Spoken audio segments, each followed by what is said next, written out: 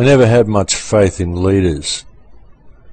I'm willing to be charged with almost anything, rather than to be charged with being a leader. I'm suspicious of leaders, and especially the intellectual variety. Give me the rank and file of every day in the week.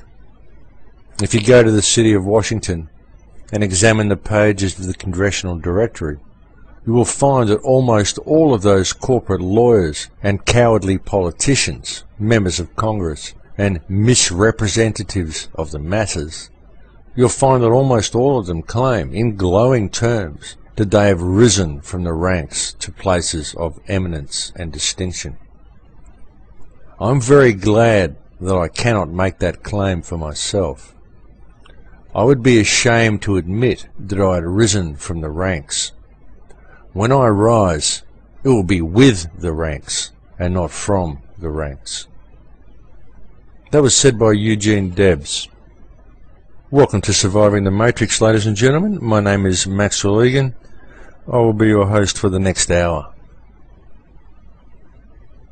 I'm not quite sure what I want to talk about today, so I'm just going to talk to you. I don't even really know where I'm going to start. I've had so many emails and so many questions from people saying, how do we do this? How do we fix the world? How do we do the things that you talk about? How do we put ourselves in that energetic state? How do we stop the encroaching New World Order? How do we fix things? What is needed to change this world is to really look and see how corrupt it is. It stinks, folks. What the leaders of this place are doing, all of the pollution and all of the death and wars and destruction and bloodshed, this is all created from greed and false ego. There is no threat. Nobody's a threat to you. Nobody's a threat to your freedom. Nobody from any country is a threat to your freedom. The only people who are threatening your freedom are the governments. The governments of our world, they're all corrupt. They're all a bunch of criminal scumbags, and that's it. I have no qualms saying that. It's about time we started doing what's right in all that we do. Everything that we do, all the time, by everybody. The only way for all the problems that we face to really be fixed is for the people to do it. Because the governments aren't going to. They're a bunch of liars and criminals, and they don't care about the people. What's needed is a radical shift in consciousness. A radical shift in all of human consciousness right across the planet. The people just need to see their connection to each other. They need to understand it. They need to be aware of it. Look around you, look at the people, and just realize that we're all the same. We're all each other. There's no reason for any of the wars, any of the hatred, any of the class division, race division. There's no reason for any of it. The only reason it takes place is because this is the way the world has been structured for us. And it continues on this path because we just agree to go along with this ridiculous way that we seem to be living our lives on this planet. We have oceans of information, and we have a wealth of trinkets and toys to play with, and yet we're completely disconnected from each other. And this is the way we perceive the world. And most of what we know about anything is given to us in school books or delivered to us by newspapers, television, magazines, politicians, and government. A lot of people ask me why I don't trust the government.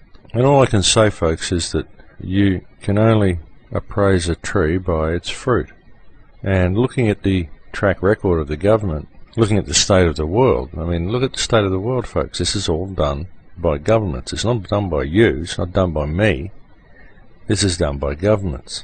Governments employ vast numbers of young men.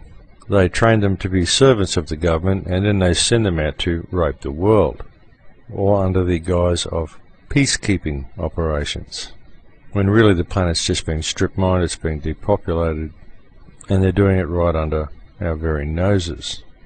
And they've got everybody believing that all these laws they make actually mean something. All these laws are rules put in place by people that we perceive to be in positions of authority, because we agree to abide by this system that enslaves us. So we agree, okay, you're the slave master, you write anything you want on any piece of paper, put on a fancy suit and swear it into being, and then we all have to abide by it. It's ridiculous. And a lot of these laws that they write, as far as being just or of being of service to humanity, well, they're not really worth the paper that they're written on. These are just a bunch of rich boys' rules that are designed to subjugate the masses. That's all this whole global warming debacle is. And again, when you look at global warming, you look at the issue of global warming, you find out that there's 2,500 scientists that back up Al Gore. But when you really look at them, you find out that these scientists aren't really scientists, they're bureaucrats that have science degrees. And very few of them are actually climatologists.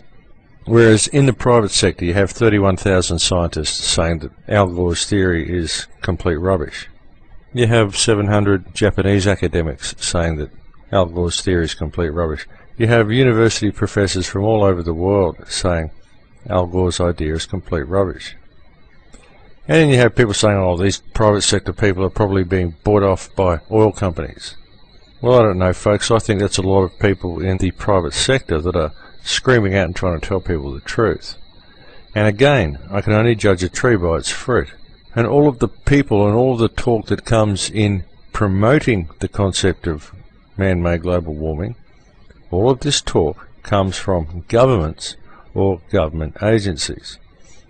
And looking at the state of the world, and looking at the track record of governments, well, I think that their track record clearly indicates that these organizations are a bunch of pathological serial liars who simply don't have humanity's best interests at heart.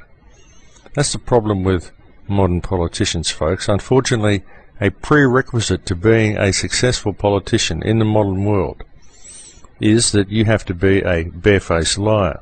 You have to be able to look honest, decent, hard-working people directly in the eye, and you have to be able to tell them barefaced lies with the utmost sincerity and have absolutely no regard for the hurt or pain or suffering that you are going to bring to these people.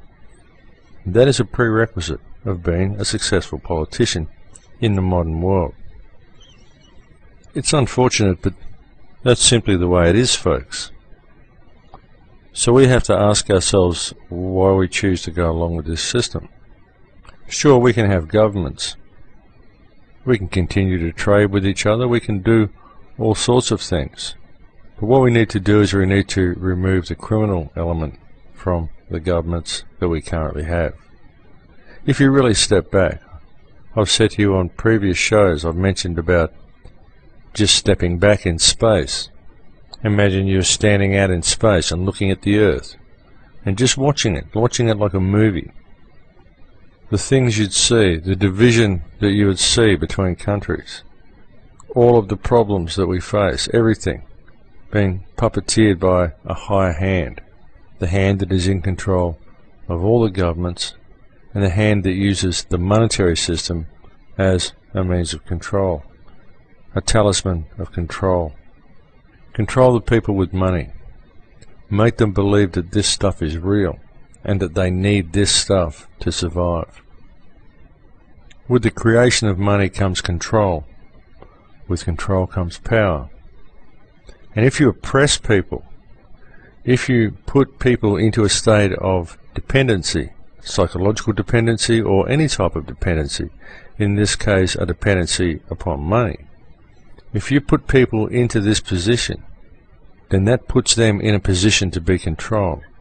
And it also makes people who are controlled greedy for the feel of power that they get when they are put in positions of control. Power is a very seductive energy.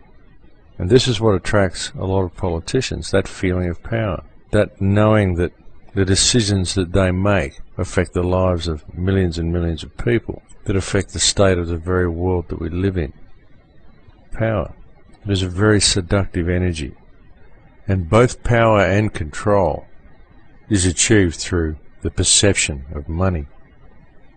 We all need money. Our societies are designed that way. The whole world is designed that way.